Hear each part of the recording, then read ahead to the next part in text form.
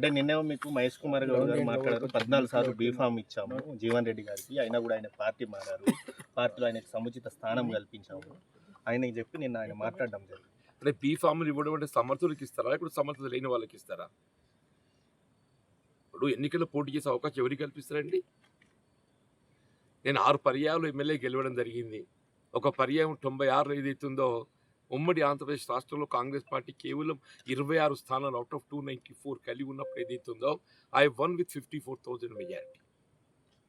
మరి ఆనాడు కేసీఆర్ గారు ఏదైతుందో తెలంగాణ రాష్ట్ర ఏర్పాటు ఉద్యమ నాయకుడిగా తెలంగాణ రాష్ట్ర ఏర్పాటు కేంద్ర ప్రభుత్వ ఒత్తిడి తేవటంలో భాగంగా ఏదైతుందో రాజీనామా చేసి పోటీ చేశారు. అప్పుడు ఏదైతుందో కాంగ్రెస్ పార్టీ మరి నన్ను 2 పర్యాయాలు వారితో పోటీ నిలవడానికి అభ్యర్థి ఎంపిక చేయడం జరిగింది. దాని ప్రభావం ఒక విధంగా నేను తెలంగాణను వ్యతిరేకిస్తున్నట్టుగా నేను భావన ఏర్పడి 2009లో నేను ఎన్నికల్లో పరాజయం చూడటం జరిగింది.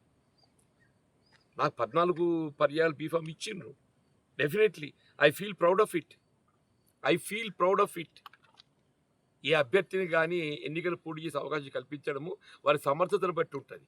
సమర్థత లేని వారికి ఏదైతుందో ఏ రాజకీయ పార్టీ కూడా అవకాశాలు కల్పిస్తుందని చెప్పి నేను భావిస్తాను.